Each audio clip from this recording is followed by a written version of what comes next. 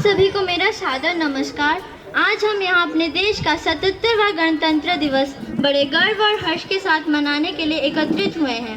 26 जनवरी 1950 का दिन भारत के इतिहास में स्वर्णिम अक्षरों में लिखा गया, क्योंकि इसी दिन हमारा देश पूर्ण रूप से गणतंत्र बना और हमें अपना संविधान प्राप्त हुआ।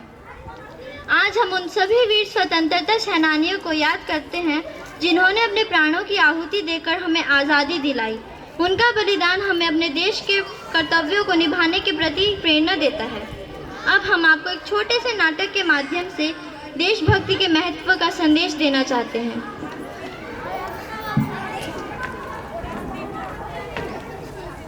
वो कागज दे दो, कागज दे दो।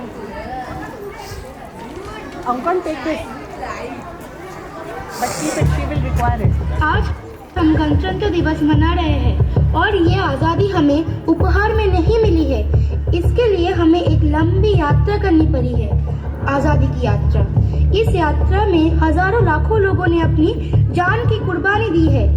1919 जालियनवाला बाग। आज हमारा बैसाखी का दिन है, लेकिन पूरा पंजाब बैसाखी नहीं मनाएगा। हाँ, हम सब बैसाखी नहीं मनाएंगे। हम सब बैसाखी नहीं मनाएंगे। जब तक हम अंग्रेजों को भारत से बाहर नहीं निकाल देते, तब तक पूरा पंजाब बैसाखी नहीं मनाएगा। क्या तुम सब हमारा विरोध करता है? भाग जाओ यहाँ से, नहीं तो इसका अंजाम बहुत बुरा होगा। हम नहीं, तुम लोग जाओगे, हमें नहीं, भारत से तुम्हें भागना पड़ेगा। क्या? Soldiers fire! हमारी यह धरती हमारी, यह खेत हमारे। अभी थोड़ी देर पहले हमारी यह फसलें लहरा रही थी, पर इन अंग्रेज़ों ने हमारी फसलें बर्बाद कर दी। इन अंग्रेज़ों ने एक ही झटके में सब फसलों को काट दिया। अंग्रेज़ों, तुम्हारे इस अत्याचार से हम डरेंगे नहीं, बल्कि इस अत्याचार का बदला लेकर रहेंगे। हम आज़ादी लेकर रहेंगे। जालियांवाला बाग हर हिंदुस्तान की आंखें नम कर गया।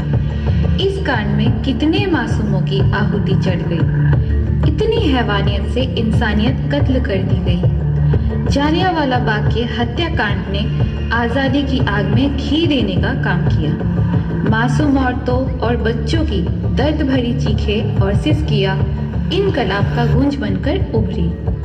लाला लाजपत राय, भगत सिंह, राजगुरु, सुखदेव से लेकर सभी क्रांतिकारियों ने भारत की इस जमीन से विदेशी दरिंदों को निकाल फेंकने के मंसूबे मजबूत कर लिए। 8 अप्रैल 1929 लाला लाजपत राय के नेतृत्व में साइमन कमीशन के खिलाफ एक भारी जुलूस निकाला गया। साइमन कमीशन वापस जाओ, साइमन कमीशन वापस जाओ, साइमन कमीशन वापस जाओ, साइमन कमीशन वापस जाओ, साइमन कमीशन वापस जाओ, Simon commission Simon commission Simon commission Simon commission Simon commission. बेवकूफ इंडियंस, तुमको हमारी बात समझ नहीं आती। आई से stop this. Simon commission Simon commission नहीं मानते? आई से स्टॉप दिस। लाला जी, अब आगे बढ़िए, हम आपके साथ हैं। हम आपके साथ हैं। लाठीचार्ज करो।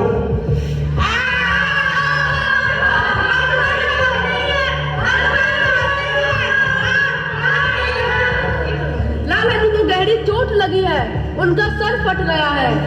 मेरे शरीर पे लगी एक एक चोट अंग्रेजों के कफन पे किलो का काम करेगी। ये आजादी की लड़ाई रुकनी नहीं चाहिए। ये जिम्मेदारी मैं तुम सबको सौंप के जा रहा हूँ। लाला लाजपत राय की दर्दनाक मौत के बाद भगत सिंह, सुखदेव, राजगुरु वतन के इन मतवालों के खून में ऐसा उबाल आया जिसका सामना करना अंग्रेजी सरकार के लिए मुश्किल हो गया। अंग्रेजों को करारा जवाब देने के लिए स्कॉट और सैंडल्स को मारने की रूपरेखा लिखी गई।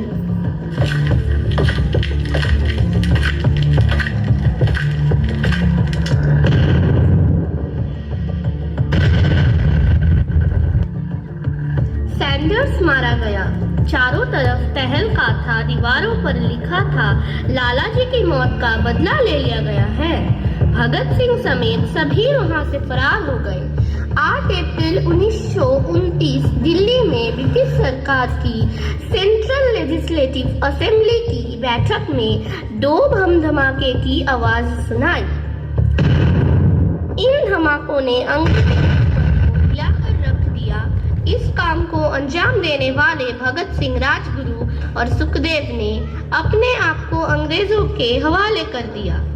1930 को अदालत ने अपना फैसला सुनाया। मुलजिम भगत सिंह, मुलजिम राजगुरु, मुलजिम सुखदेव। दफा 121 और दफा 302 के तहत यह अदालत इन तीनों को मुलजिम करार देती है और इस गुस्ताखी के लिए ये अदालत इन तीनों को सजाए मौत की सजा सुनाती है। भगत सिंह, तुम्हारी आखिरी ख्वाहिश क्या है? हमारे हाथ खोल दिए जाए। हम तीनों दोस्त एक दूसरे से गले मिलना चाहते हैं। इनके हाथ खोल दिया जाए।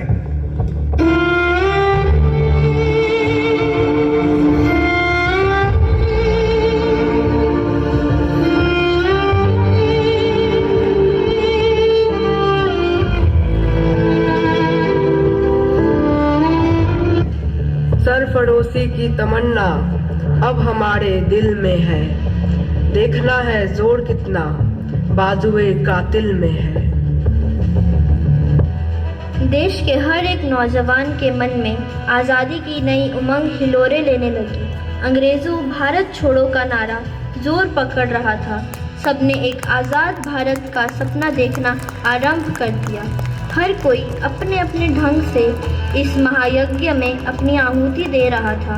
सुभाष चंद्र बोस, रानी लक्ष्मीबाई, तात्या टोपे और मंगल पांडे जैसे शहीदों की कुर्बानी रंग लाई। 15 अगस्त 1947 को भारत आज़ाद हुआ।